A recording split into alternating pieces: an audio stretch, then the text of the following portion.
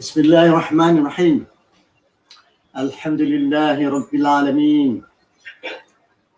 Wassalatu wassalamu ala asyrafil anbiya'i wal mursalin wa ala alihi wa sahbihi ajma'in.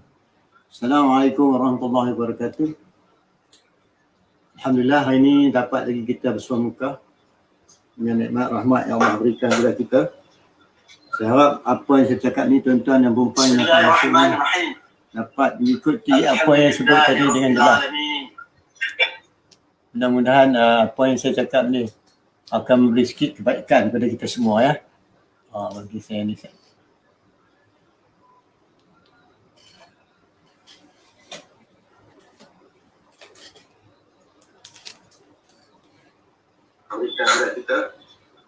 jawab.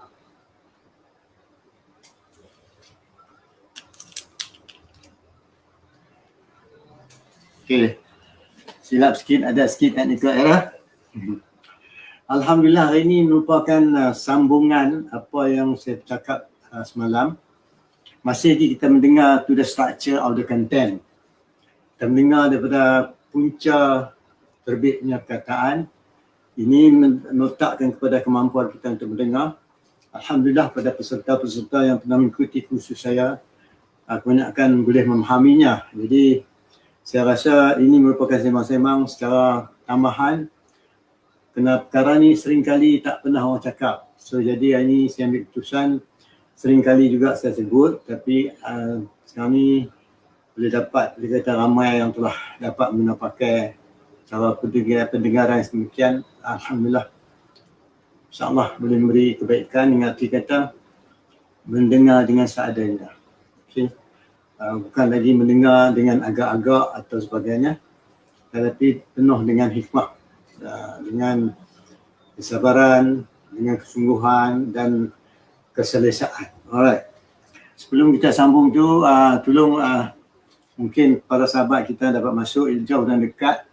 Saya ucapkan terima kasih lah sebab dapat mengikuti percakapan ini. Seringkali kalau tengok, kalau yang ada rajin tu belum maklum sikit lah. Sama ada gambar dan cuaca elok, gambar dan suara jelas, belum maklum sikit pada saya. Buat permulaan ni, insyaAllah saya rasa hari ni tengok keadaan lah. Macam mana kita punya sahabat-sahabat. Kadang-kadang ramai juga yang kemukakan soalan, ada juga setengahnya memberi sumbangan dan konten dan discussion yang cukup bernas. Jadi saya malu-malukan lah pada sahabat-sahabat yang ingin memberi cadangan ataupun memberi apa saja maklumat yang patut kita keluarkan sebagai cara sharing. Kalau tuan-tuan dapati hasil percakapan saya ni, insyaAllah harap ada positif, kesan yang positif untuk kebaikan kita bersama. Jadi pada sahabat-sahabat yang dapat masuk, saya ucapkan syabas. Sekarang masih dalam suriat, jadi saya tak melihat daripada sudut FB lagi. Jadi saya rasa mungkin 1, 2, 3 orang dah masuk. InsyaAllah tolong share-sharekan, mudah-mudahan yang tak dapat masuk lagi boleh ketahui bahawa saya telah pun buat live. Kadang-kadang dia orang ingat tak ada, kadang-kadang tengoklah keadaan. Ada setengah tu memang mengikuti saya punya live talk ni. Alhamdulillah yang mengikuti tu, nampaknya setengah orang tu dah sambung pula dengan mengikuti kursus. Jadi bagi sahabat-sahabat yang ingin mengikuti kursus pemantapan kemahiran coaching, silalah. Ada lagi satu session pada 24, 25, 26, 24, 25, 26 bulan ni, dan 17, 18, 19 kita adakan advance stage, peringkat yang kedua. Jadi kita sambung sebab ada permintaan. Jadi pada sahabat-sahabat ini sila WhatsApp dan maklum kepada saya. Jika ingin maklumat lanjut, sila WhatsApp juga maklum kepada saya, ataupun the best way you tulis di Facebook dan sila beri you punya number, kita akan hubungi. Alhamdulillah, sebenarnya bila kita mendengar tuan-tuan dan puan-puan, baru kita tahu rahmat Tuhan bagi cukup banyak. Sebab tu walau sakit kita, susah kita macam mana pun, kita mesti kata Alhamdulillah. Jadi para sahabat saya telah mengikuti kursus ni, macam Ustaz Hadi, Ustaz Suraidi, Cik Hartini, Afifah, dan juga saudara sahabat kita iaitu macam Hadi dan lain-lain dapat memahaminya dan dapat beri sumbangan. Alhamdulillah, mudah-mudahan yang mana mengikuti itu dapat lagi mempertingkatkan dia punya aktiviti, mempertingkatkan lagi produktiviti tugas. Itu yang mustahak. Ataupun dengan dikata dapat lagi menyambung tali silaturahim. Bahawa rezeki, rahmat, nikmat Allah bagi itu terlalu luas. Kadang-kadang kita tak nampak, tak sedar bahawa rahmat terlalu banyak.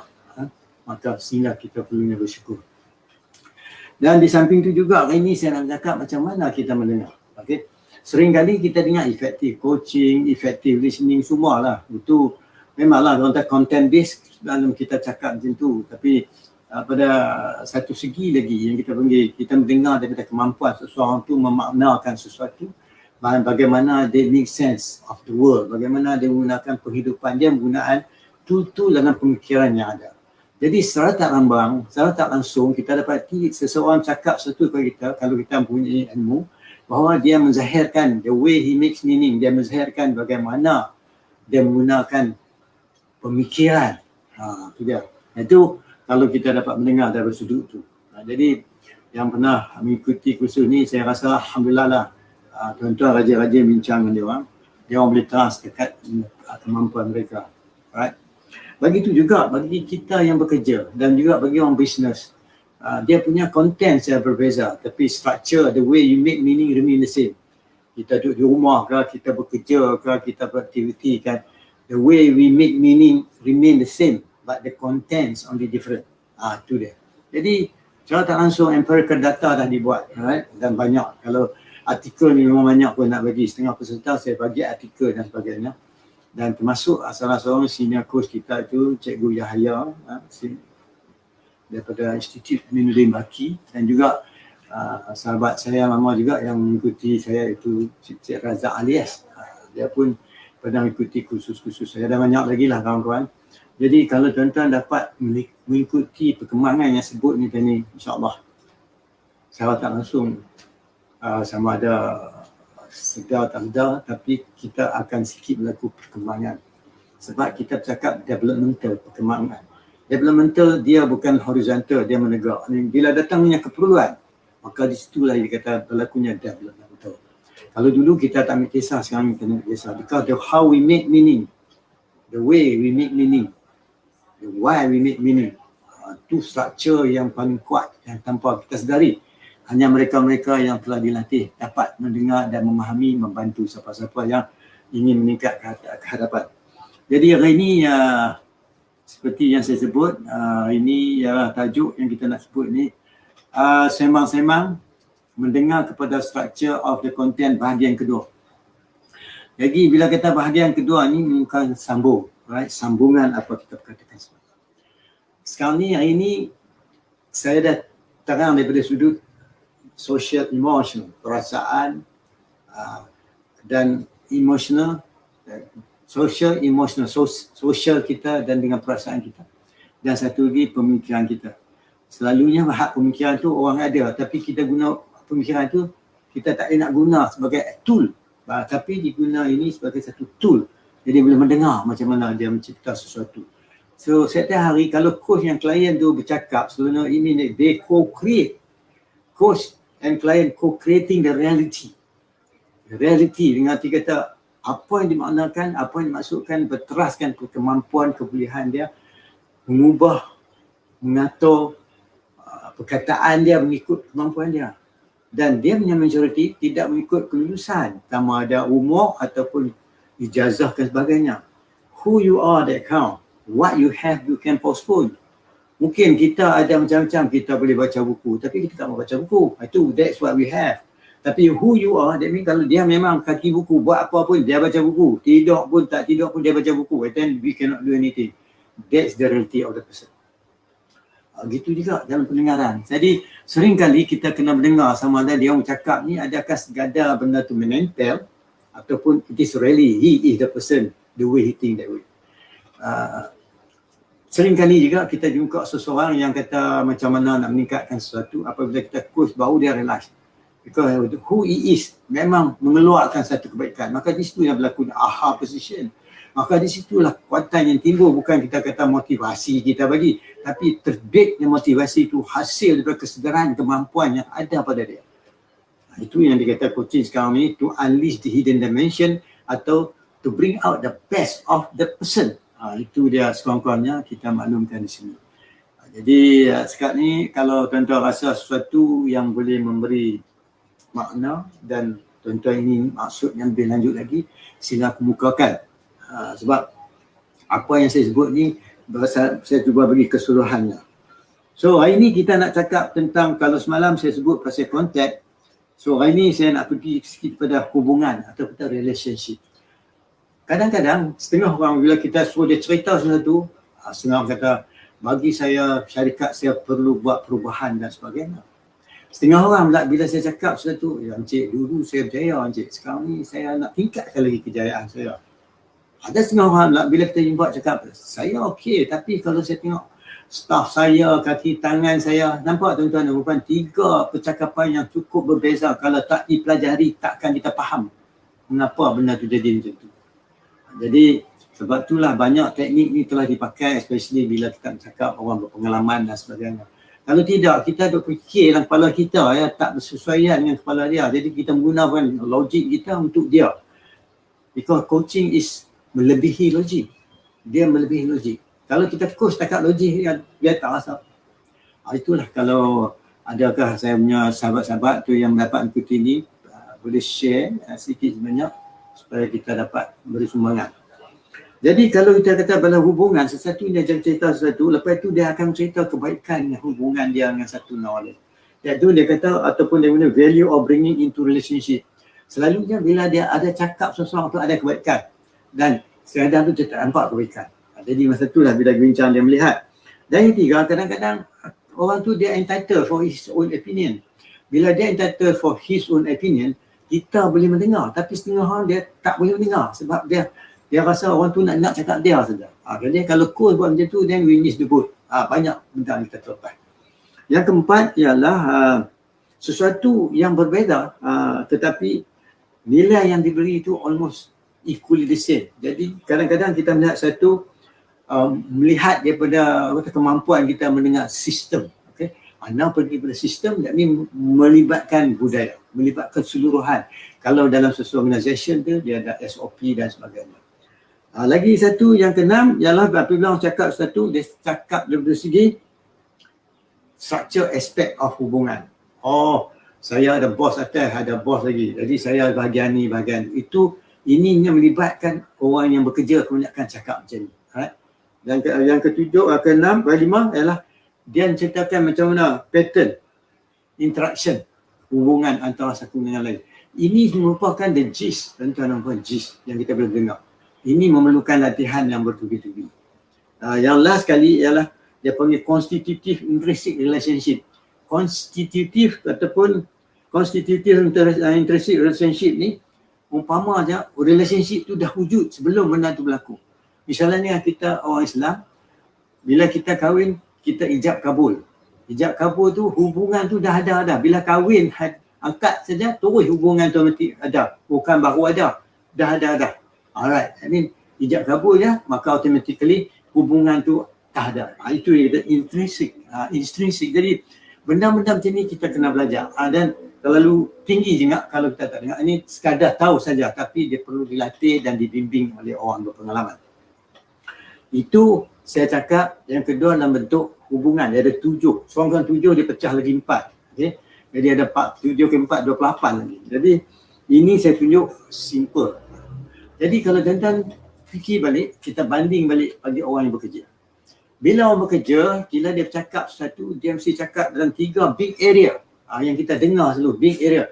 Selama dia sequence ikut peraturan ataupun tidak, dia tulang candingnya dalam meter. Ikut tingkah laku, linggo seseorang tu. Sebab tu dia kata coach dance with the moment.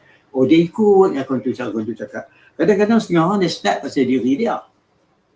Dia terang diri dia dan sebagainya. Dia kata matlamat saya bekerja, apa jenis-jenis yang saya kerja dan juga professional agenda dia dan sebagainya. Dan di samping itu juga dia kata macam mana saya menyatakan work contact dan sebagainya. Ini merupakan dia cerita evolving self. Dia cerita macam mana mula-mula dia masuk kerja, meningkat dan naik jawatan sebagainya. Itu dia cerita pasal dia punya personal, self-help. Tetapi setengah organisation, setengah orang kita tembang dengan dia start with the organizational. Nyuk kata dia ni orang atas, EVP, VP, CEO, General Manager, Deputy CEO dan sebagainya, head dan sebagainya. Selalu dia cakap macam ni. Dan selalu cakap meliputi simbolik benda-benda merupakan budaya di dalam satu organisasi. Sebutan-sebutan ni kalau mungkin pasal saya dah coach, saya sering kali kita dengar kita coach yang atas-atas ni, memang kita boleh mendengar benda-benda macam tu. Dan di samping tu juga dia akan cerita pembangunan, dia punya pembentukan human resource, pembentukan dia punya orang kata human resource, yang mana human resource ni selalunya melibatkan keseluruhan sistem dalam satu organisasi. Jadi maka di sinilah kalau kita tengok balik tuan-tuan dan puan-puan, selalunya kita dapat sesuatu yang sebut kat kita tu baru kita fikir, oh dia cerita ke situ. Selalunya orang bercakap sesuatu ikut konten dia, konten yang berubah tapi structure, the way he make meaning semua sama, tak lari. Sebab tu kita bila mendengar orang cakap, kita tak boleh ganggu dia punya train of thought, dia punya pemikiran dan sebagainya. Kita mendengar dulu. Dan di samping tu juga dia cerita keadaan suasana dalam office dan bagaimana ceria ke dan sebagainya. Lepas tu kadang-kadang dia cerita pasal frames, structure of the organisation. Structure organisation tu top down ke vertical dan sebagainya. Nampak tuan-tuan, pendengaran kita boleh dengar. Ini dia kata dia menceritakan pasal tugas dia. Dan lepas tu dia cakap dia organisation, dia boleh mampu cerita, ini tugas saya. Formal authority saya macam mana dan sebagainya. Tapi dia tak cerita macam tu indirectly dalam bahasa sebutan, dalam bahasa percakapan harian. Sebab saya coach orang atas ni saya boleh tahu. Dan cara dia bercakap ni tuan-tuan dan puan-puan memang very good, very systematic, very simple. Systematic bukan dia, tapi cara penyampaiannya sedap kita dengar. Itu kelebihannya. Dan di samping tu juga menceritakan interpersonal role, macam mana peranan dia dengan orang sekelilingnya, daripada orang atas, orang bawah, pertengahan dan sebagainya, termasuk dia punya peer dan sebagainya. Kadang-kadang dia menyebut juga macam mana dia punya informational role. Sebagai leader ni, dia mendengar, dia menyampaikan sesuatu yang baru dan dapat feedback dan sebagainya. Itu yang pendengaran yang jarang dilatih untuk dengar macam tu. Yang kita dengar. Now kita bagi sikit nak dengar sebenarnya. Jadi kalau tuan-tuan nak lanjut lagi, ikuti kursus saya. Kemudian dia cerita juga decisional role. Macam mana dia buat keputusan. Macam mana dia menjalankan tugasan dia membuat keputusan. Jadi benda-benda ni, jadi secara tak langsung orang yang duduk atas ni dia cakap 3 area. Organisation dia, tugas dia dan juga apa dia hakikat dia, self motivation dan sebagainya. Tapi kalau orang dia tak pergi ke peringkat organisation, dia tak jaga, dia hanya cerita 2, tugas dia dan bahasa diri dia. Itu dia perbezaannya. Tapi seringkali kita tak dapat mendengar. Ini merupakan leadership coaching, executive coaching ya, yang kata orang yang atasan dan sebagainya. Itu saya menceritakan dalam sudut apa ni pemikiran digunakan. Kalau semalam saya cerita dari segi konteks, ini saya cerita hubungan, relationship.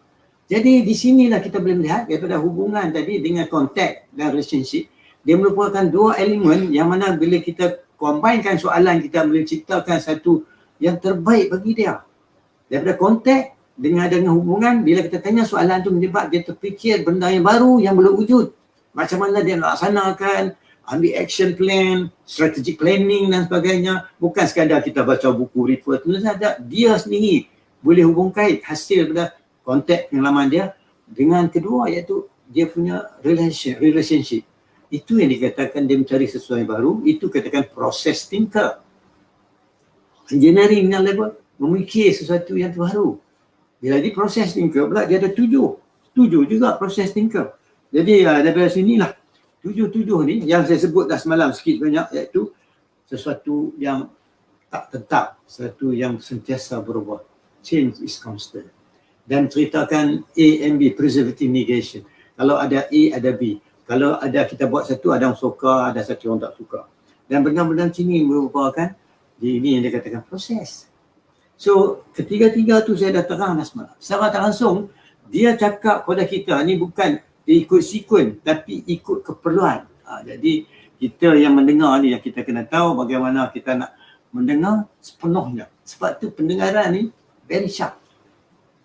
Bukan kita duduk dengar agak-agak tak. Masa ni kalau kita dengar, oh ini secara tak langsung dia punya persona. Persona. Jadi keluar dia punya persona. Jadi benda-benda macam ni kalau kita rajin-rajin mengikuti perkembangan, maka kita dapat melihat berbagai-bagai sudut penceritaan dan kita dapat orang kata menilai secara tak langsung. It is a value to us to listen to them because sesuatu yang sampai itu hasil daripada cara dia orang memberi maklumat, cara dia bercakap. Sebab tu bila kita cakap dia orang, rupanya actually what we are listening to the way they construct their thinking. Dia mencerminkan, itu kata cermin diri. Dia mencerminkan bagaimana dia mencipta perkataan, bagaimana dia punya cara berfikir. Itu dia. Jadi saya ingin ucapkan selamat datanglah kepada sahabat kita masuk ni. Selamat datang Ustaz Yusof. Selamat datang. Ni orang Langkawi. Alhamdulillah. Terima kasih Cik Wan Farid Wan Yusof kerana sudi mengikuti dan juga kepada kita punya Dr. Faisal. Dr. Faisal ada tadi. Ya, kalau ada apa-apa Cik Yusof ingin nak sumbang apa, sila nyatakan. Kalau Cik Yusof rasa terpanggil nak menceritakan sesuatu, sila maklumkan kepada saya. Sebab apa yang saya sampai ni adalah nak cuba orang kata sembang-sembang, jadi taklah betul memberatkan. Jadi contohnya saya memberi sesuatu sebagai orang kata apa, penambahan penceritaan untuk memudahkan seseorang faham. Kalau Cik Yusof rasa nak menyatakan sesuatu, saya alu-alukan. Siapa saja yang ingin menyebut, sila. Sebab apa yang saya sampai ni ada merupakan satu benda yang jarang orang bincang. Jadi di sinilah perlunya kita mengambil kira jika kita memerhati. Kadang-kadang kita mendengar sesuatu, kita tak tahu nak cakap, nak tanya atau tidak, because we are subject to. Bila kita we are subject to, kita not in control. So bila kita dapat mendengar, untuk kita all those things yang disebut tu, dia merupakan sebagai satu objek yang kita boleh melihat dan mendengar. Itu kena dilatih bertubi-tubi dan sebagainya. Jadi yang mana yang dapat melihat ni, saya ucapkan ribuan terima kasih lah. Saya tengok ni Cik Puan Nuraini pun ada. Cik Nuraini Ghazali, sila. Terima kasih. Tapi saya tak nampak di sini. Alright. Mic line ni pun tak sama kadang-kadang. Okay. Sebab tu kalau tuan rasa ada apa-apa nak komen, saya ucapkan terima kasih lah yang dapat masuk ni. Sekiranya ada apa-apa persoalan, sila share dengan saya. Sebab kadang-kadang line sini dah lama baru dia timbul. Tidak, dia tak nampak. Kadang-kadang dah nampak, kadang-kadang tak nampak. Jadi setakat ni tuan-tuan dah mendengar, iaitu saya dah terang dah. Satu, macam mana dengar seseorang tu cerita konten semalam. Dan semalam juga saya ada sebut bagaimana seseorang tu mencerita dia punya proses. Dan hari ni saya terang lagi detail, iaitu berhubung dengan relationship. Orang cerita mesti ada relationship. Relationship bukan sekadar dengan kawan, tapi dengan orang, manusia dengan kereta, kita dengan staff, kita dengan handphone dan juga kita dengan alam sekeliling kita. Sama ada minat kita kamera, handphone dan sebagainya, itu muka relationship, hubung kait dengan sesuatu. Benda ni semua adalah berperanan tuan-tuan dan puan. Sebab itu setiap butir yang disebut oleh sama ada klien di depan kita tu, sama seorang usahawan atau seorang manager sebagai staff dan sebagainya, memang penting bagi dia. Jadi pendengaran tu mesti kita dengar. Kadang-kadang kita miss the boat, kita tak tangkap apa dia cakap. Kita dengar halang kepala kita.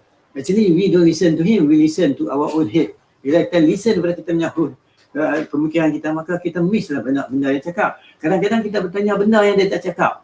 Kadang-kadang kita sebut kat dia benda yang dia tak sebut. Itu yang kita nak cuba latih secara tak langsung, membantu pendengaran kita lebih tajam. Alright. Okay, dah 26 minit. Okay, cantik. Hari ni kau tak ada apa-apa, mungkin 35 minit tu cantik lah. Mereka ada perkembangan. Saya tahu hari ni ada maklumat yang ada setengah masuk lambat. Tapi walaupun saya tengok keadaan lah. Kalau ada sambutan, ada soal jawab, interaksi, lagi mudah sikit. Sebab setengah tu akan masuk ke 6 lebih dan sebagainya. Jadi saya tengok kalau ada permintaan, saya continue. Kalau ada interaksi lagi cantik. Kalau tidak, kita cakap tak mau membebankan. Kita nak bagi orang yang dengar tu merupakan satu penambahan ilmu. Mungkin yang saya cakap ni bagi dia biasa, dah tahu. Syabas. Mungkin benda tengok kan benda ni dia nak tahu lagi. Masa Itu saya silakan, kalau boleh sila kemukakan soalan dan sebagainya. Saya tengok di sini tak ada, ni nampak macam tadi dah saya sebut Wan Farid ya. Oh, terima kasih Ustaz Naim pun masuk ya. Selamat datang Ustaz. Kalau ada kesempatan, saya dah cakap dah benda tadi. Jadi untuk orang kata recall balik apa yang saya cakap, pendengaran yang kedua, bagaimana kita tengok structure of the content. Kita mendengar mana structure orang cakap tu berteras pada kita contact, kita dah tahu. Kedua, dia cakap daripada proses, saya dah sebut tadi macam mana proses tu. Ketiga, dia cakap daripada relationship, hubungan antara dia dengan orang lain.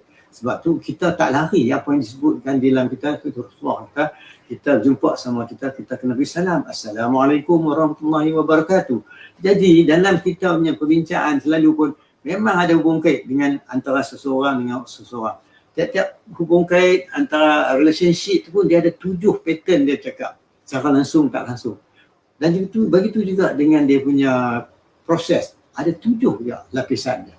Dan juga konteks ada juga 7 lapisan dia. Jadi pendengaran begini perlu dilatih dan dibimbing. Kalau tak dilatih dan dibimbing memang mana boleh dengar. Kita tak boleh dengar. Pasal kita dah get used to that. Jadi semua mengikut budaya. Tambah kalau kita coach orang luar negara lain pula, dia punya budaya lain pula. Jadi lagi teruk kita kena tahu. Because dia kata ya, mungkin ya tak sama kita. Ya saja can give 7 different meaning. Jadi kita nak antara 7 meaning tu yang mana satu dia bagi meaning. Maka situ letaknya kekuatan pendengaran seorang coach.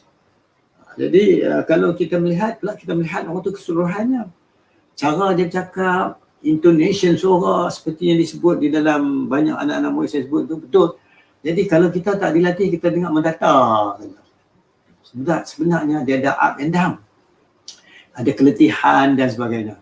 Maka di situlah kadang-kadang kita jangan terlampau misalnya soalan bertubi-tubi macam pingpong yang mana tak berlaku sedikit ruang ringkup untuk dia berfikir.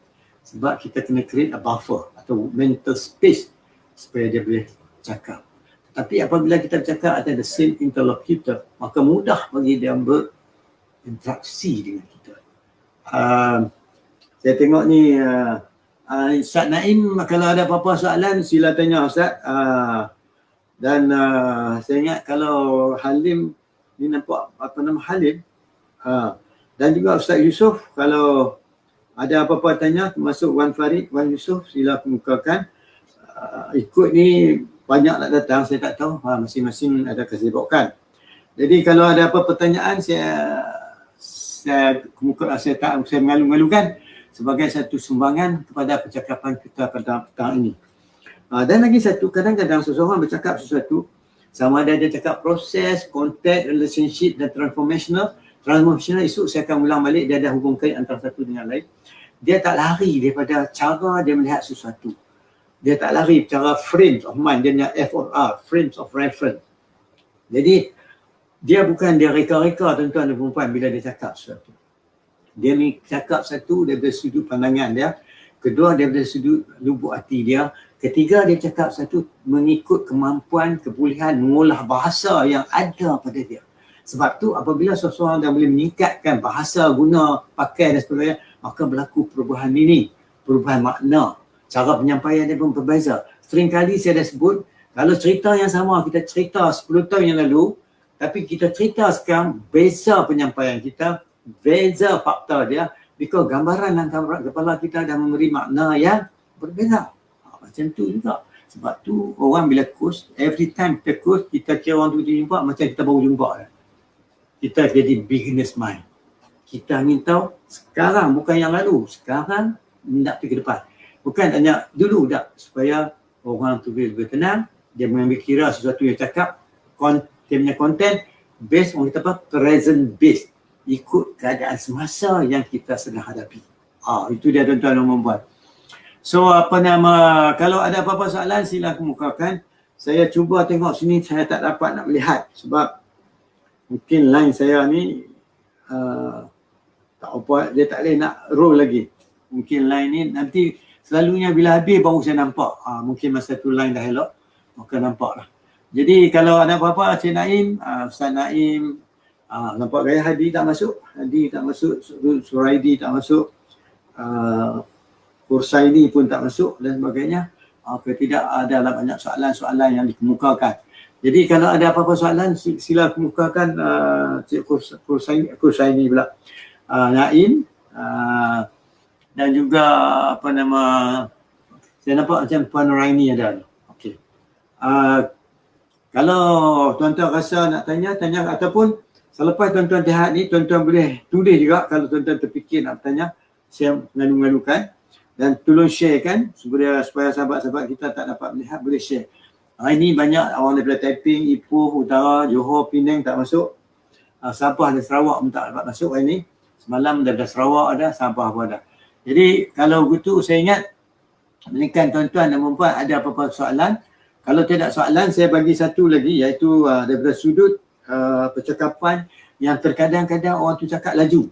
Kadang-kadang orang tu cakap sangkut-sangkut. Kadang-kadang orang tu cakap sepatah dia slow. Itu menunjukkan, menggambarkan keadaan seseorang tu yang sedang bercakap dengan kita. Sebab tu kita kena dilatih. Kadang-kadang kita jangan kelang kabut macam bahasa macam kadang-kadang ada jenis orang yang macam tu. Mula-mula dia laju, lepas tu dia slow. Ada setengah orang dia slow, lepas tu dia laju. Ini ikut pengalaman. Jangan kita andaikan, sebab tu kita tak boleh buat assumption. Saya tengok, saya baca dalam Facebook yang tulis oleh Kursaini. Saya tengok alhamdulillah cara dia penulisan pasal coaching tu memang clear. Ini dah orang pandai-pandai tuan-tuan. Dia boleh tulis coaching apa dia, bukan dia dan sebagainya.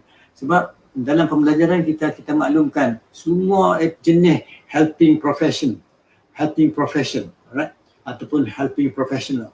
Macam counselling, coaching, hipnoterapi,